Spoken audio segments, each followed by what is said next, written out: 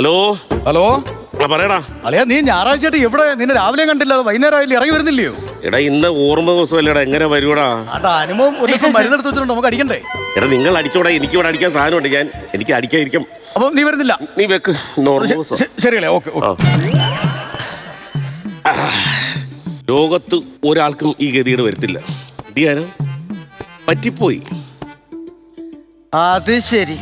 നേരം വെളുത്ത് ഞാൻ ഇറച്ചി വാങ്ങിക്കാൻ പോകണമെന്ന് പറഞ്ഞ മനുഷ്യനാ ഈ വൈകുന്നേരം ആയപ്പോഴേ ഇവിടെ ഇരിക്കുന്നേ ഉള്ളൂ. പക്ഷെ നിങ്ങൾ ഞായറാഴ്ച നിങ്ങൾ പോയി ഇച്ചിരി ഇറച്ചി മേടിച്ചിട്ട് വന്നോടെ നിങ്ങൾക്ക് വൈകുന്നേരമെങ്കിലും. എടി ആരെങ്കിലും ഓർമ്മ ദിവസമായിട്ട് വീട്ടിൽ ഇറച്ചി മീനും മേടിക്കുവാടി? ഓർമ്മ ദിവസം? അതിനിവിടെ ആര് മരിച്ച്? ഇന്ന് നമ്മുടെ വെഡിങ് ആനിവേഴ്സറി അല്ലേ മനുഷ്യ? അന്ന് ഞാൻ മരിച്ചടി. ഈ അവസ്ഥ ലോകത്ത് ഒരുത്തനും കാണത്തില്ല. സ്വന്തം ഫോട്ടോയ്ക്ക് മാല വിട്ട് കാത്തിരിക്കുന്ന അന്ന് ഞാൻ മരിച്ചടി. ഞാൻ ഒരു കാര്യം പറയാം. ഈ ത്രിസന്ധ്യ നേരത്തെ എന്റെ വായിരിക്കുന്ന കേക്കല്ലേ നിങ്ങൾ കേട്ടല്ലേ? എടി നിനക്ക് ത്രിസന്ധ്യ ഉണ്ട്, ത്രിസുച്ച ഉണ്ട്, രാവിലെ ഉണ്ട്. എടി എനിക്ക് ഇതൊന്നും ഇല്ലടി. നീ ഒരു കാര്യം മനസ്സിലാക്കണം. നിന്നെ കെട്ടി എന്നെടുത്തോ അന്ന് ഞാൻ തീർന്നടി. അന്ന് തീർന്നു ഞാൻ. എടി നീ ഒരു കാര്യം മനസ്സിലാക്കണം. ഇനി ഒരു ദിവസം ഒരു നിമിഷമെങ്കിലും എന്നെ ഒന്ന് സ്നേഹിച്ചിട്ടുണ്ടോ? നിങ്ങൾ എന്നെ സ്നേഹിച്ചിട്ടുണ്ടോ? ഞാൻ സ്നേഹിക്കും. നീ അത് പ്രകടിപ്പിച്ചിട്ടുണ്ടോടി? നിങ്ങൾക്ക് വെച്ച് വിളമ്പി തരുന്നതായി. വെച്ച് വിളമ്പി തരുന്ന കാര്യമൊന്നും പറയല്ലേ. നീ ഒരു കാപ്പി എനിക്ക് തന്നിട്ടുണ്ടോ? എന്റെ ദൈവമേ, ഇങ്ങനെ പറയുന്ന കേട്ടോ. നിങ്ങൾക്ക് ഒരു സാധനം തരാതെ ഞാൻ ജലപാനം ചെയ്യത്തില്ല, അറിയോ? ഇടി ഇവിടെ കേബിളിൽ പിരിക്കാൻ വരുന്നവനല്ലേ അവൻ? ആര്? ജയപാലൻ. ജലപാനം. ഒരു തുള്ളി വെള്ളം ഞാൻ കുടിക്കത്തില്ലെന്ന് നിങ്ങൾ പറഞ്ഞില്ല. നിങ്ങൾക്ക് ഞാൻ ഒരു ഭാഗം തരത്തില്ലെന്ന് നിങ്ങൾ കേൾക്കണം. രാവിലെ 7 മണിയാകുമ്പോ ഇങ്ങനെ കാപ്പി കുടിക്കണം. കാപ്പിക്ക് പുട്ട് തന്നെ മതി. പയറ്, പപ്പടം, ഇതിന്റെ കൂടെ ഈ നീളത്തിൽ ഒരു പഴം കൂടെ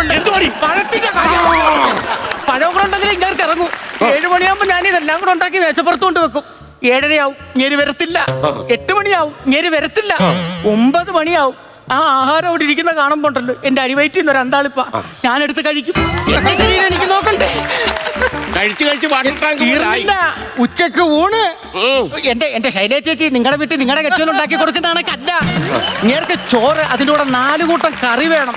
പറഞ്ഞാൽ അനുസരണയുള്ള മോരുകറിയും. ഒഴിച്ചാ അവിടെ നിക്കണം, അങ്ങോട്ടും ഇങ്ങോട്ടും അനങ്ങാൻ പാടില്ല. എന്നിട്ട് മീൻകറി. ചേച്ചി നിങ്ങൾ വെക്കുന്ന പോലല്ല മീൻകറി വെക്കേണ്ടത്. കുടംപുളിയിട്ട് പറ്റിച്ചു വെച്ചെങ്കിലും എങ്ങനെ ഇറങ്ങത്തുള്ളത്. ആ മനുഷ്യനായി ഇത് പറയുന്നത്.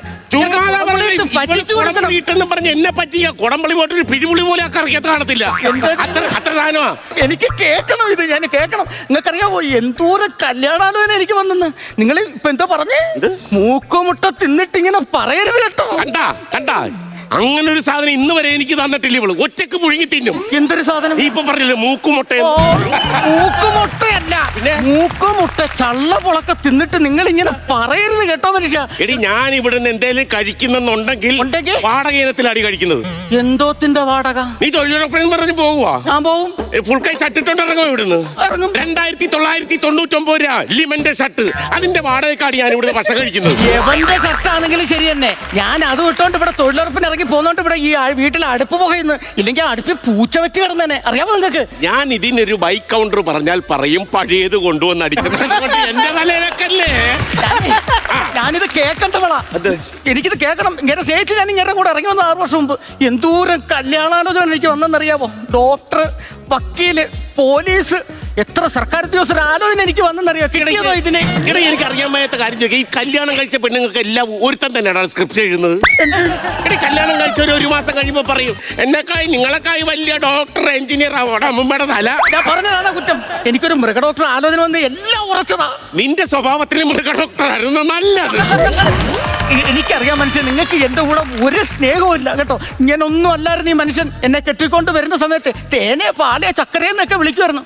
ഒരു ദിവസം രാവിലെ ഉറക്കൊഴിഞ്ഞപ്പോ എന്നെ കാണാനില്ലെന്നും പറഞ്ഞും കൊണ്ട് താലൂക്ക് ഓഫീസിൽ പോയി തുളസീദാസിന് പരാതി കൊടുത്ത മനുഷ്യനെ താലൂക്ക് ഓഫീസിൽ